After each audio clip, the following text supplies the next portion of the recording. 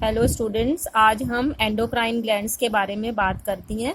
हमारे शरीर में दो प्रकार के ग्लैंड्स होते हैं। एक होते हैं अंतःस्रावी ग्लैंड्स या एंडोक्राइन ग्लैंड्स और दूसरे होते हैं एक्सोक्राइन ग्लैंड्स।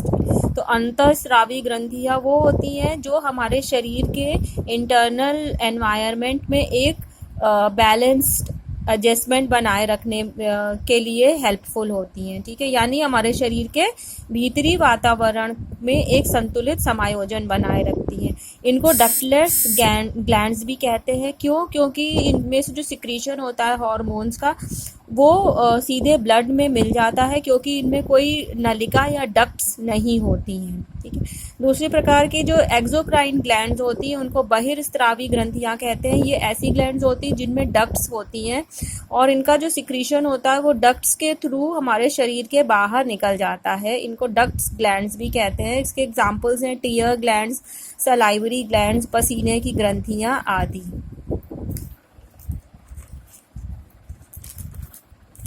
इसके बाद हम लोग डिफरेंट हार्मोन्स की बात करेंगे कि एंडोक्राइन ग्लैंड्स में से कौन कौन से हार्मोन्स निकलते हैं और उनके क्या क्या फंक्शंस होते हैं। ठीक है, तो अंतःस्रावी ग्रंथियां सबसे पहले जो हम पढ़ेंगे वो है पीयूष ग्रंथि यानी पिट्यूटरी ग्लैंड्स। इसको पिट्यूटरी ग्लैंड्स को हाइपोफिसिस भी कहते हैं और इसे मास्टर ग्लैंड भी कहते हैं। क्यों? क्योंकि ये अन्य ग्लैंड्स को कंट्रोल करती है, ये वाली ग्लैंड।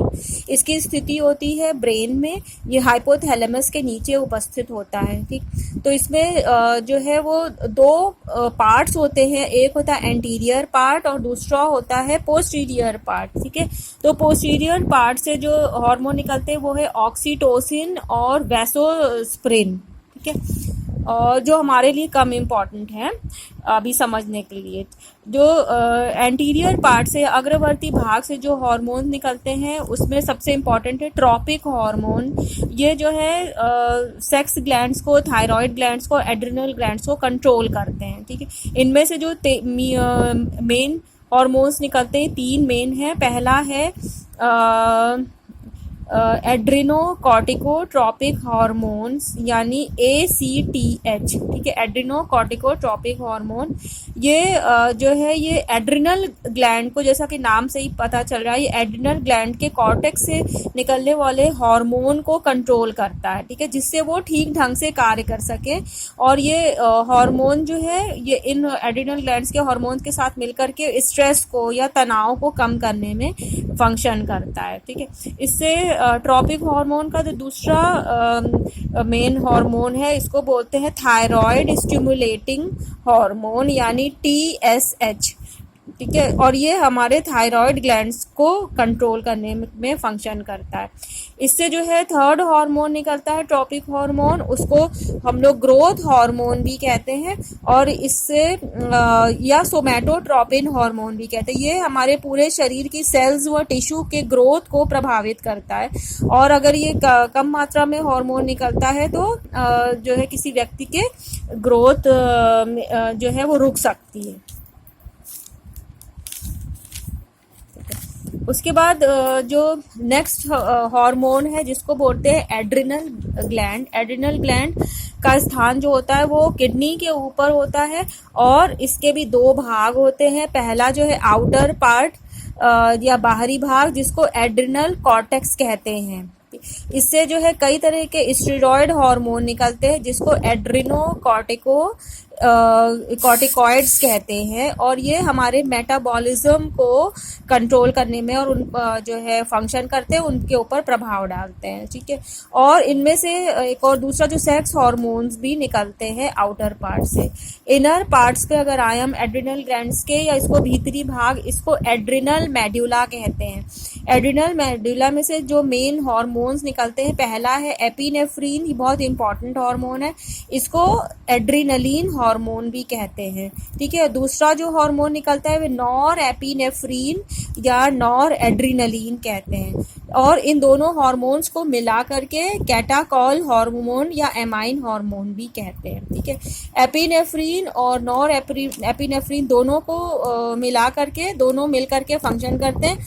ये हमारी जो सिंपैथेटिक नर्वस सिस्टम होता है SNS, उसके नर्व इम्पल्स को या तंत्रिका आवेग को रिस्पॉन्स करने की तरफ वो एक्टिव होते हैं, उनकी तरफ क्रियाशील होते हैं, ठीक है। तो जो नर्व इम्पल्स है उनको ये एक्टिवेट करने में फंक्शन करते हैं। तो जो एपिनेफ्रीन होता है, एपिनेफ्रीन व्यक्ति के इमोशंस को कंट्रोल करता है, उसके इमोशनल स्टेट के या सामवेगिक स्थिति के ऊपर अपना प्रभाव डालता है। और जब कोई व्यक्ति के ऊपर कोई इमरजेंसी सिचुएशन आती है तो ये हार्मोन बहुत तेज़ी से निकल करके ब्लड में मिल जाते हैं, ठीक है। और वो जब वो तेज़ी से मिल के ब्लड में मिल जाते हैं तब व्यक्ति इस सिचुएशन को, जो इमरजेंसी सिचुएशन है, उसको अपने को एडजस्ट करने के लिए स्वयं को तैयार कर लेता है, ठीक है। जैसे इसके एग्जांपल्स हैं, जैसे जब व्यक्ति फियर के सिचुएशन में होता है, जब उसके सामने कोई फियर आता है तो ये हार्मोन तेजी से निकलने लगता है, एपिनेफ्रीन हार्मोन, जिससे जो है हमारे मसल्स में कंपन होने लगते हैं। जैसे हम लोग डर में, घबराहट में हम लोग के हाथ पैर में कांपने लगते हैं, तो इसी की वजह से होता है, एपिनेफ्रीन हार्मोन की वजह से। और हमारा ब्लड प्रेशर भी बढ़ जाता है, हमारी हार्ट रेट भी तेज हो जाती है, हमारे लंग्स और लिवर्स भी ज़्यादा एक्टिव होकर के फंक्शन करने लगते हैं, ठीक है। तो एपिनेफ्रीन हमारे इमोशनल स्टेट में को बढ़ाने का काम करता है और इमरजेंसी सिचुएशन में फंक्शन करता है। इसके जस्ट ऑपोजिट जो हार्मोन होता है उसको बोलते हैं नॉर एपिनेफ्रीन। ये एपिनेफ्रीन हार्मोन के जस्ट ऑपोजिट या विपरीत फंक्शन करता है। तो जब ये सारी चीज़ों को शांत करने में फंक्शन करता है, ठीक है। तो जब जैसे इमरजेंसी सिचुएशन खत्म हो जाती है, समाप्त हो जाती है, तो नॉरएपिनेफ्रीन जो है वो बाहर निकल करके सारे मसल्स को और ब्लड प्रेशर को, सबको जो है वो नॉर्मल कर देता है, ठीक है। और दोनों हार्मोन्स मिल करके शरीर का बैलेंस बनाए रखने में वो करते हैं, ठीक है। इसके बाद जो नेक्स्ट हार्मोन है जिसको बोलते हैं पीनियल ग्लैंड। पीनियल ग्लैंड ये भी ब्रेन में स्थित होता है और इसका आकार बहुत छोटा सा मटर के दाने के बराबर होता है। इस हार्मोन का फंक्शन जो होता है, उसको जो हार्मोन निकलता है उसको मेलाटोनिन कहते हैं। मेलाटोनिन ये भी बहुत इंपॉर्टेंट हार्मोन होता है। ये एक प्रकार का एमीन हार्मोन होता है और हमारे सिंपैथेटिक नर्वस सिस्टम से संबंधित होता है, ठीक है। तो ये कैसे फंक्शन करता है, जब सुबह के टाइम में जब सूरज की रोशनी में वृद्धि होती है तो क्या होता है, पीनियल ग्लैंड जो है वो बहुत एक्टिवेट हो जाता है, ठीक है, उत्तेजित हो जाता है। और इससे जो मेलाटोनिन जो हार्मोन होता है उसकी मात्रा कम निकलती है। सुबह के टाइम में मेलाटोनिन जो है वो कम मात्रा में निकलता है और जो प्राणी है वो अधिक सक्रिय होता है। सुबह के टाइम में हम लोग क्यों ज़्यादा एक्टिवेट होते हैं, क्योंकि मेलाटोनिन की मात्रा जो है वो कम होती है सूरज की रोशनी के कारण, ठीक है। और रात के टाइम में जब सूरज की रोशनी कम होने लगती है तो मेलाटोनिन जो है उसकी मात्रा हमारे शरीर में बढ़ने लगती है और इसमें प्राणी जो है वो फिर कम एक्टिवेट हो जाता है, कम शिथिल हो जाता है और उसमें शरीर का टेम्परेचर भी कम होने लगता है। और हम लोग जब कम एक्टिव हो जाएंगे तो क्या होता है, धीरे धीरे हम लोग सोने की तैयारी करने लगते हैं, ठीक है। तो ये आपका पीनियल ग्लैंड का फंक्शन होता है। अब एक डिसऑर्डर होता है जिसको कहते हैं सीजनल अफेक्टिव डिसऑर्डर, SAD, ठीक है। SAD क्यों होता है, ये उन व्यक्तियों में ज़्यादा पाया जाता है जो पहाड़ों में रहते हैं और वो विंटर्स में भी ये हमको इस डिसऑर्डर को देखने को मिलता है। तो जब सीज़न होता है, विंटर का सीज़न होता है, तो क्या होता है कि मेलाटोनिन अधिक मात्रा में निकलने लगता है। क्योंकि इस समय सूरज की रोशनी कम होती है, पहाड़ों पे स्पेशली ये चीज़ देखने को बहुत मिलती है। वहाँ के व्यक्ति सीजनल अफेक्टिव डिसऑर्डर से बहुत ज़्यादा ग्रसित हो जाते हैं, ठीक है। तो जब सूरज की रोशनी कम निकलेगी तो मेलाटोनिन अधिक मात्रा में निकलने लगता है और व्यक्ति जो है बहुत सुस्त महसूस करता है और वो डिप्रेशन में भी चला जाता है। और जैसे जिस विंटर का मौसम ख़त्म हो जाता है, जैसे गर्मियाँ आना शुरू होती हैं, तो उससे क्या होता है कि मेलाटोनिन धीरे धीरे कम हो जाता है व्यक्ति में और व्यक्ति आराम महसूस करता है, ठीक हो जाता है एकदम। तो सीज़न में क्योंकि ये दिखाई देता है ज़्यादातर विंटर्स में, इसलिए इसको सीजनल अफेक्टिव डिसऑर्डर कहते हैं। उसके बाद नेक्स्ट आया है थायराइड ग्लैंड। थायराइड ग्लैंड हम जो है हमारे, इसको कंठ ग्रंथि भी कहते हैं। ये हमारे गले में उपस्थित होती है। इसके 2 भाग होते हैं, ठीक। और इसमें जो मेन हार्मोन निकलते हैं उसको कहते हैं थायरॉक्सिन या थायरोक्सिन, थायरोनाइन, ठीक है, ट्राई थायरोनाइन बोलते हैं, ठीक है।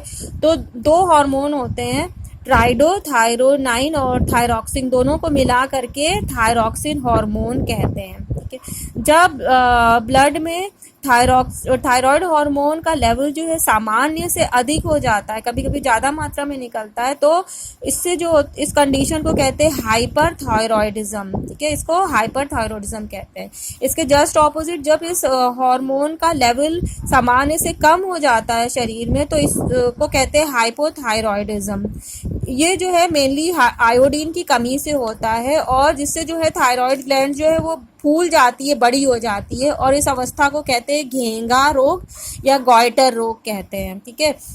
उसके बाद जो है थायराइड हार्मोन जो है बॉडी की ग्रोथ को भी बहुत प्रभावित करता है। अगर बचपन में थायराइड हार्मोन की कमी हो जाती है तो उस बच्चे की शरीर का ग्रोथ जो है रुक जाता है, और उसका चेहरा भी जो है एबनॉर्मल या असामान्य सा दिखने लगता है।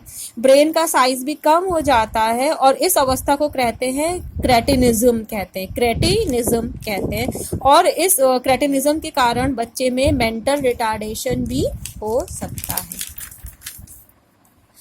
उसके बाद जो है नेक्स्ट जो ग्लैंड है जिसको पैराथायरॉयड ग्लैंड कहते हैं, इसको उपग्रंथि कहते हैं, और ये थायरॉयड ग्लैंड्स के बगल में ही उपस्थित होती है, और इससे जो हार्मोन निकलता है इसको पैराथायरॉयड हार्मोन कहते हैं, ठीक है। ये हमारे ब्लड में कैल्शियम और फॉस्फेट की मात्रा को कंट्रोल करता है।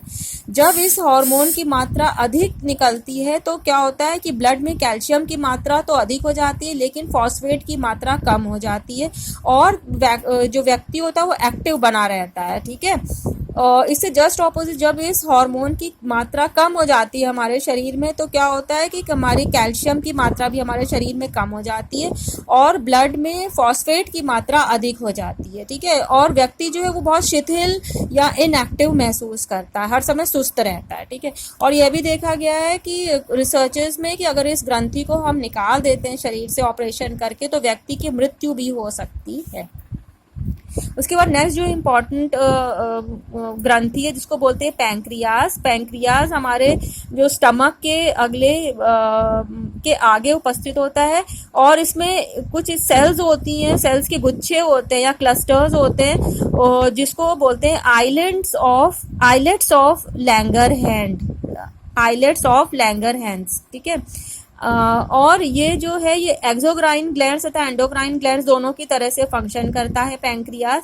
एंडोक्राइन ग्लैंड्स के रूप में इसमें से दो मेन हार्मोन निकलते हैं, जैसे पहला जिसको इंसुलिन बोलते हैं, ये जो है वो ये पैंक्रियाज में जो बीटा सेल्स होती हैं उनसे निकलता है, ठीक है। और ये ब्लड में शुगर की मात्रा को कंट्रोल करता है, हम शुगर को ऑक्सीडाइज करता है, ऑक्सीडेशन करता है शुगर की। तो जब इंसुलिन की कमी हो जाती है अगर शरीर में किसी कारणवश, तो क्या होता है कि शुगर को ऑक्सीडेशन कम हो पाता है, और ब्लड में शुगर की मात्रा बढ़ने लगती है, ठीक है। और यूरिन से भी जो है शुगर पास होने लगती है, तो इस कंडीशन को कहते हैं डायबिटीज या मधुमेह, ठीक है। तो और इसको हाइपोग्लाइसीमिया भी कहते हैं। और व्यक्ति इसके कंडीशन की वजह से बहुत चिड़चिड़ा महसूस करता है और थकान भी महसूस करता है। दूसरा हार्मोन है जिसको ग्लूकेगॉन कहते हैं। ग्लूकेगॉन जो है वो इंसुलिन के जस्ट ऑपोजिट फंक्शन करता है, और ये शरीर में शुगर की मात्रा ये अल्फा सेल से निकलता है, पैंक्रियाज के अल्फा सेल से निकलता है, जहाँ वो बीटा सेल से निकलता था और इंसुलिन, और ये अल्फा सेल से निकलता है, और ये ब्लड में शुगर की मात्रा को बढ़ा देता है, ठीक है। और दोनों हार्मोन्स इंसुलिन और ग्लूकेगॉन दोनों मिल करके शुगर लेवल को एक बैलेंस बनाए रखते हैं, ठीक है। और हार्मोन्स का हमारे शरीर के लिए बहुत आवश्यक है। ये हमारे शरीर में होम्योस्टैसिस को बनाए रखने में फंक्शन करते हैं। होम्योस्टैसिस मतलब कि हमारे शरीर के बहुत सारी चीज़ों में हम जो है बैलेंस बना के रखना, हमारे इंटरनल जो एनवायरनमेंट होता है हमारे शरीर का, उसको बैलेंस बना के रखना, उसको कहते हैं होम्योस्टैसिस, ठीक है।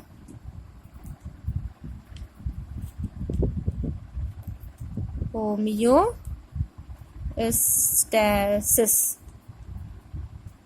कहते हैं जब हमारे शरीर के एनवायरनमेंट को बैलेंस में बना के रखना। ठीक है, तो हार्मोन बहुत हमारे लिए इम्पॉर्टेंट है। इनके अगर शरीर में जब संतुलित मात्रा में निकलता है तब तो हमारे शरीर एकदम सही तरह से काम करता है, लेकिन जब हमारे शरीर में इनकी कमी हो जाती है तो हम बहुत सारी चीज़ों के ऊपर इफेक्ट करता है, हमारे शारीरिक विकास पे, हमारे बिहेवियर में, हमारे इमोशनल डेवलपमेंट में, और इसके साथ में हमारे कॉग्निटिव डेवलपमेंट पे भी प्रभाव पड़ता है।